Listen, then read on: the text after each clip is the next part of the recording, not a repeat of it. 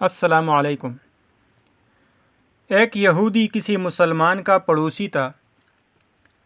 اس یہودی کے ساتھ اس مسلمان پڑوسی بہت اچھا سلوک کرتا تھا۔ اس مسلمان کی یہ عادت تھی کہ وہ ہر تھوڑی دیر بعد یہ جملہ کہتا تھا: حضرت محمد صلی اللہ علیہ وسلم پر درود شریف بھیجنے سے ہر دعا قبول ہوتی ہے اور ہر حاجت اور مراد پوری ہوتی ہے۔ جو کوئی بھی اس مسلمان سے ملتا، وہ مسلمان اسے اپنا یہ جملہ ضرور سناتا، اور جو بھی اس کے ساتھ بیٹھتا اسے بھی ایک مجلس میں کئی بار یہ جملہ مکمل یقین سے سناتا تھا کہ حضرت محمد صلی اللہ علیہ وسلم پر درود شریف بھیجنے سے ہر دعا قبول ہوتی ہے اور ہر حاجت اور مراد پوری ہوتی ہے۔ اس مسلمان کا یہ جملہ اس کے دل کا یقین تھا۔ اس یہودی نے ایک سازش تیار کی تاکہ اس مسلمان کو ذلیل و رسوا کیا جائے اور درود شریف کی تاثیر پر اس کے یقین کو کمزور کیا جائے اور اس سے یہ جملہ کہنے کی عادت چھڑائی جائے۔ یہودی نے ایک سونار سے سونے کی ایک انگوٹھی بنوائی اور اسے تاکید کی کہ ایسی انگوٹھی بنائے کہ اس جیسی انگوٹھی پہلے کسی کے لیے نہ بنائی ہو۔ سونار نے انگوٹھی بنا دی۔ وہ یہودی انگوٹھی لے کر مسلمان کے پاس آیا۔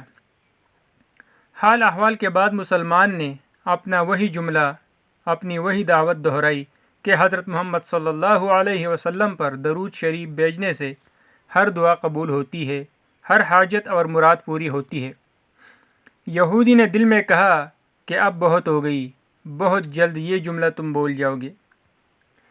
کچھ دیر بات چیت کے بعد یہودی نے کہا کہ میں سفر پہ جا رہا ہوں، میری ایک قیمتی انگوٹھی ہے، وہ آپ کے پاس امانت رکھ کر جانا چاہتا ہوں، واپسی پر آپ سے لے لوں گا۔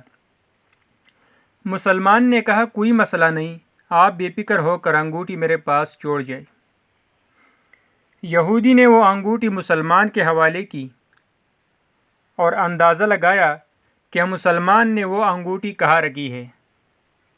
رات کو وہ چھپ کر اس مسلمان کے گھر کودا اور بالآخر انگوٹھی تلاش کر لی اور اپنے ساتھ لے گیا۔ اگلے دن وہ سمندر پر گیا اور ایک کشتی پر بیٹھ کر سمندر کی گہری جگہ پہنچا اور وہاں انگوٹھی پھینک دی اور پھر اپنے سفر پر روانہ ہو گیا۔ اس کا خیال تھا کہ جب واپس آؤں گا اور اس مسلمان سے اپنی انگوٹھی مانگوں گا تو وہ نہیں دے سکے گا، تب میں اس پر چوری اور خیانت کا الزام لگا کر خوب چیخوں گا اور ہر جگہ اسے بدنام کروں گا۔ وہ مسلمان جب اپنی اتنی رسوائی دیکھے گا تو اسے خیال ہوگا کہ درود شریف سے کام نہیں بنا اور وہ اپنا جملہ اور اپنی دعوت چھوڑ دے گا۔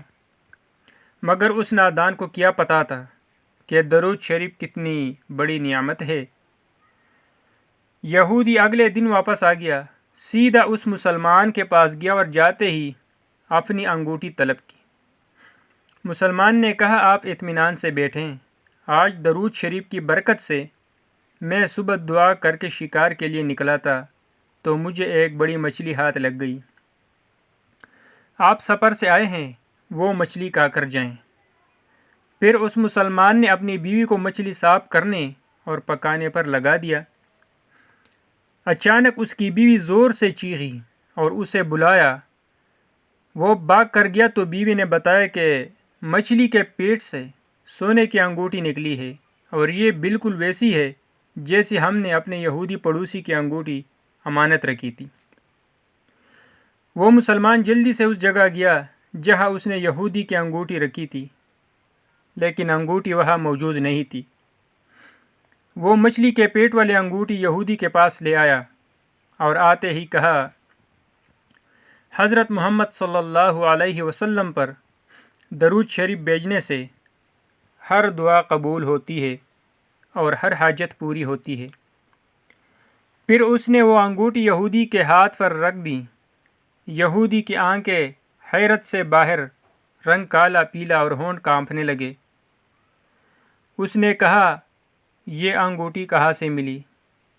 مسلمان نے کہا جہاں ہم نے رکھی تھی وہاں ابھی دیکھی وہاں تو نہیں ملی، مگر جو مچھلی آج شکار کی اس کے پیٹ سے مل گئی ہے۔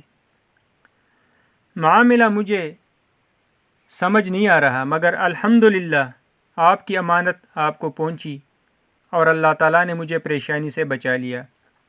بے شک حضرت محمد صلی اللہ علیہ وسلم پر درود شریف بھیجنے سے ہر دعا قبول ہوتی ہے اور ہر حاجت و مراد پوری ہوتی ہے۔